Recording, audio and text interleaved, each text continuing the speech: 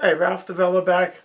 Today's lesson is going to be on the lessons that Carmine Caruso used to give to his students to lessen the pressure you use when playing notes, and especially ascending into the upper register. So he used to give certain exercises for this and certain ways to do them. Sometimes he wouldn't even tell the students what the exercise was for. When they would come back, he would evaluate how they're doing with it, and sometimes he would explain it to them. So I used to ask him questions a lot because I used to sit there for quite a bit of time why he did this and why he did that. So I want to show you this lesson and how he did it, so you can get the feel of how to lessen the pressure. He would never tell a player to play with less pressure by pulling away or anything like that. He would give them exercises to allow them to do that. So let's get started. Let me show you how you do this exercise to apply less pressure when playing the trumpet.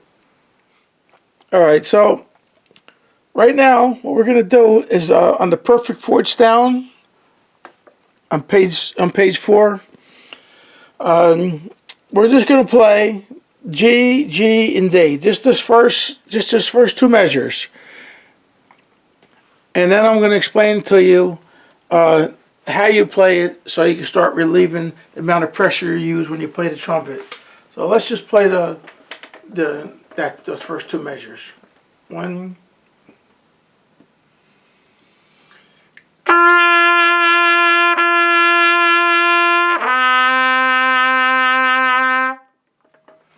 Okay, now you can play it like that, or you can play it with false fingering 1 and 3.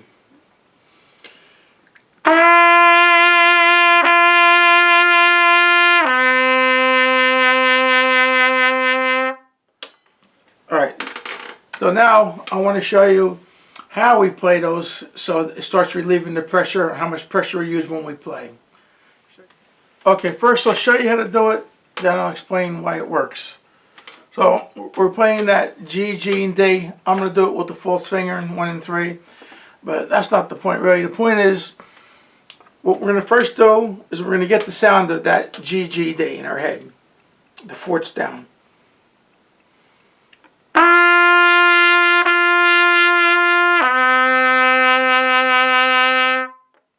Okay, now we got the sound, and we're going to buzz it on our lips first.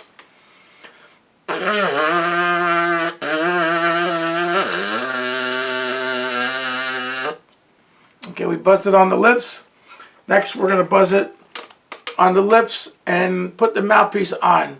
We're going to play the first note G, and as we're buzzing on the lips, we're going to put the mouthpiece on, and we're going to put the mouthpiece on very lightly, so it's still going to basically be a lip buzz, but coming through the mouthpiece.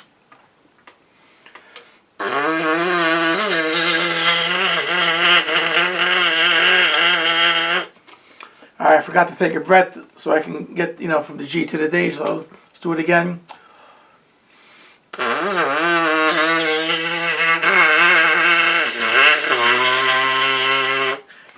Okay, so we did it on the mouthpiece now. Next thing we're going to do, we're going to get it from that lip buzz to the mouthpiece buzz and into the trumpet buzz.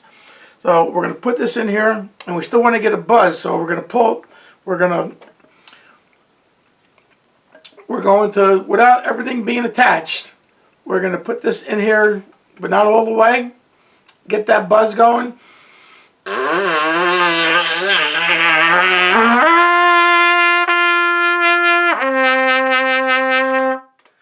Alright, so I want to try to go over that again in case I didn't explain it really well, and try to explain it one more time.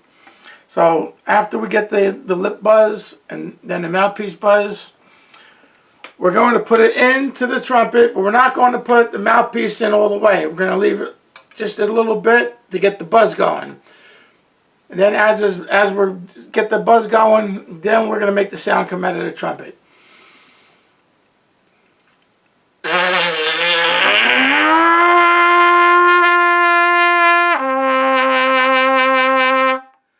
So again, as we have it halfway in and we got the buzz going, we're letting the mouthpiece go all the ways in, and then the sound starts coming out. Let's do it once more.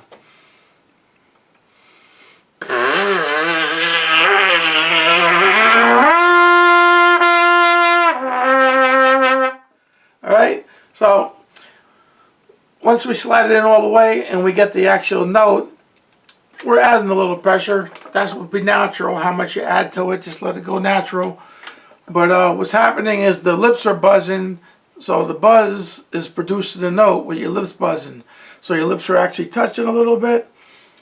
They're buzzing, opening up a little bit, and you're getting a nice sound without trying to get the sound, forcing the sound. So that's the idea of that. Alright, so now I'm going to show you how to do the whole exercise. Exercise 2B, perfect fourths down. It's just these two lines. We'll do them together.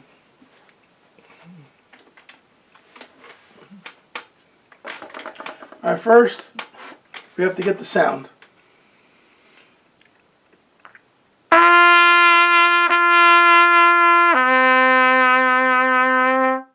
Alright, now we got the sound. We do what I told you to do before. First we get it on the buzz on we buzz on the lips.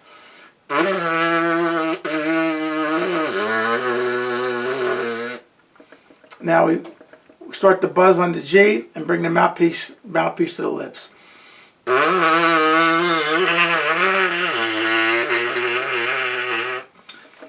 Then we put it slightly into the receiver of the trumpet. Put it on, pull it away a little bit, buzz it, and then as soon as you get the buzz, push the trumpet into the mouthpiece.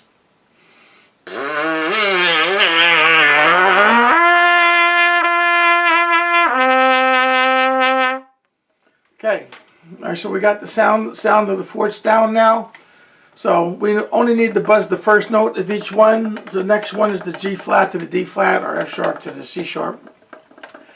Alright, so let's do that one. And again, we can use false fingering, well, 1, 2, and 3 on that, so that's what I'm going to use. Let's get the first note.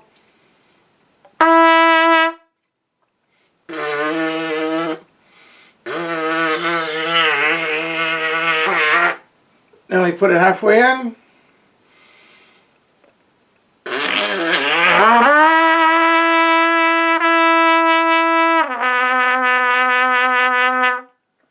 Okay, now the other variation to doing this is, I'm going to show you what I said instead of telling you, and show you right now. Sometimes I don't show it that way because sometimes it's hard to coordinate the mouthpiece into the trumpet. But let's try it like that. Let's play the F. That's the next one.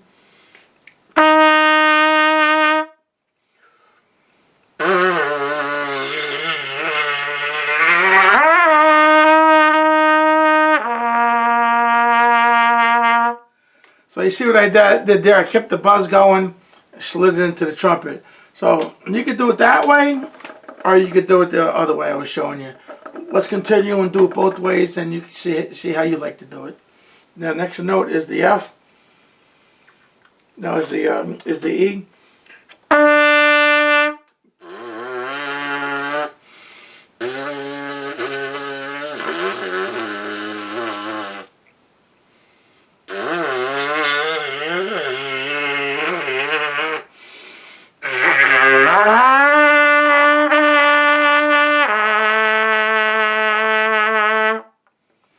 Okay, the next note is the E flat.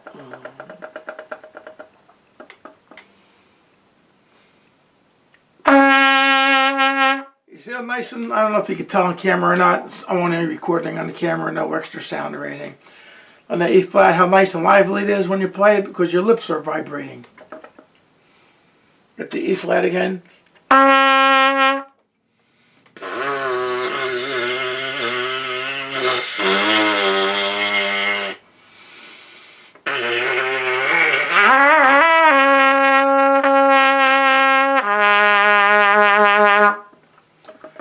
Alright, now let's do it with the D.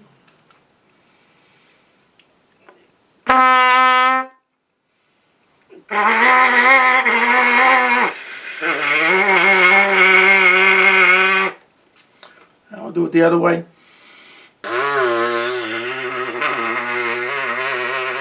Okay, we'll put this halfway in. Take it off, vibrate it.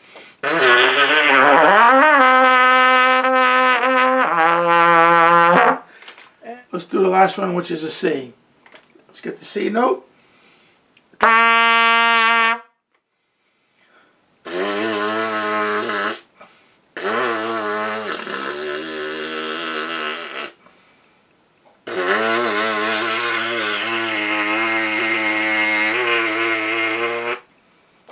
I'm going to do it the way first shows you. I'm going to put it halfway in. I'm going to buzz it again. And bring our lips to the mouthpiece.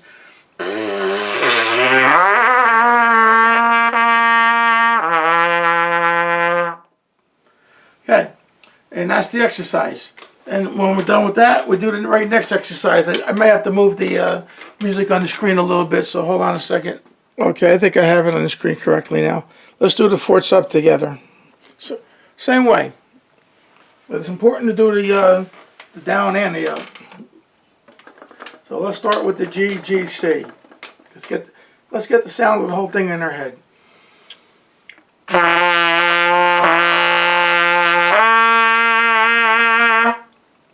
Okay, do it on the mouthpiece now. No, do it on the lips first. Sorry about that.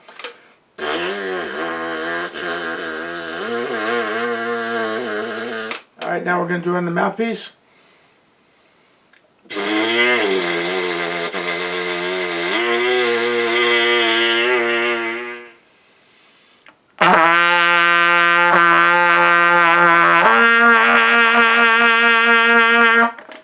Okay, now we're going to do the next one.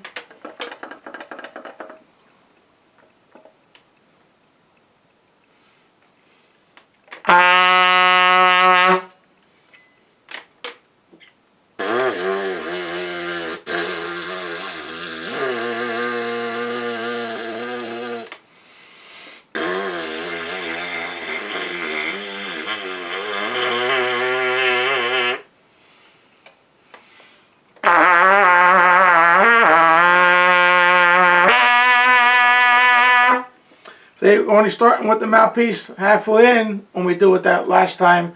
So then we slide it all the way in, and then we really lock into the note. All right, let's do the A together.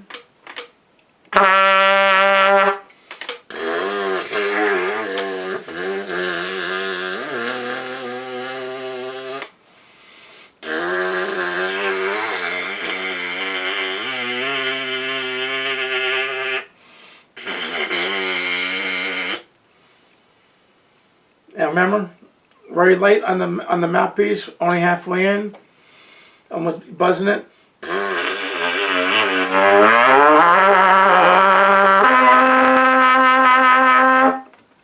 Okay, do the B flat to the E flat. On here is written the A sharp to the D sharp, same thing.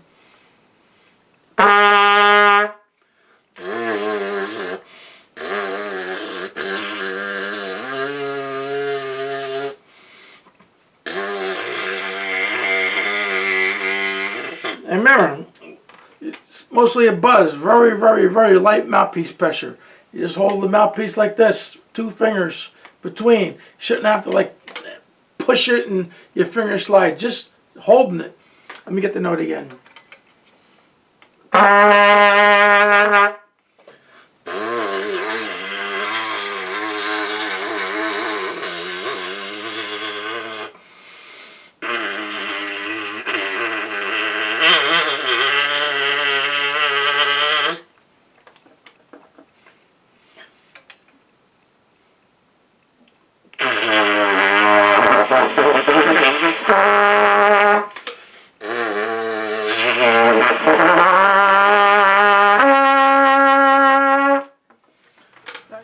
Let's work on the B here.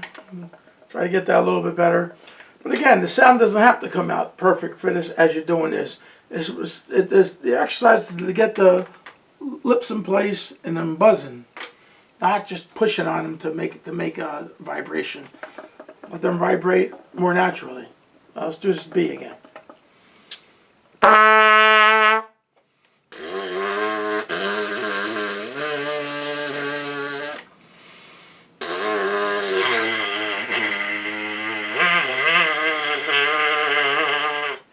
Get the D.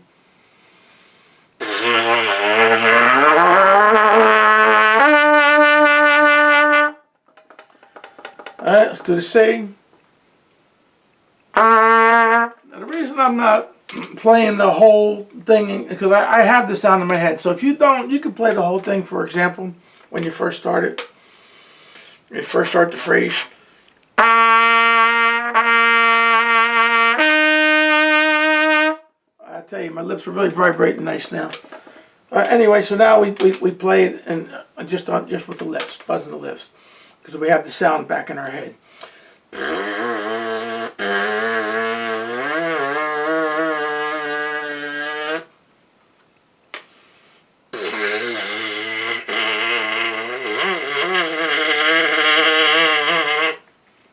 Sometimes it's going to buzz better than other times. That's the way it is. Put it halfway in, get it buzzing again. Right, almost no pressure.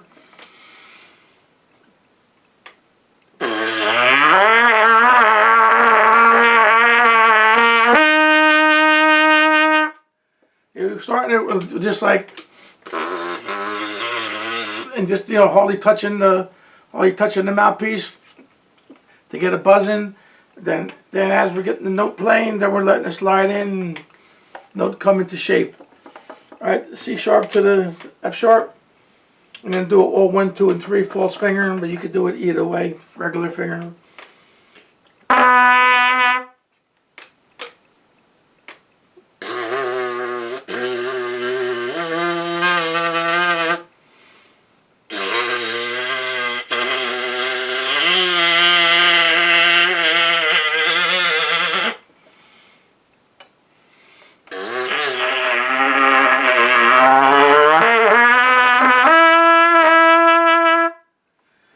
I'm not using my slide just to get the C sharp and tune or anything.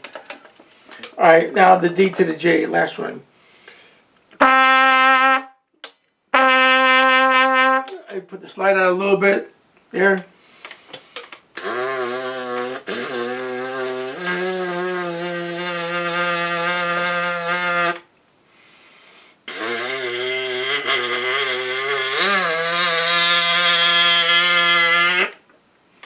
Again.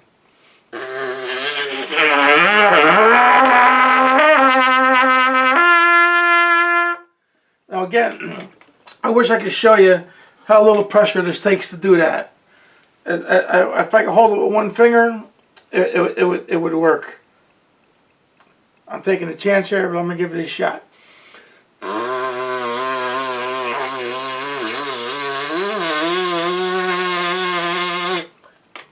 That's how little pressure you're using. If I had any pressure on, it would have fell off. So that's just to show you. I'm not telling you to purposely not use all that pressure or use it or don't use it.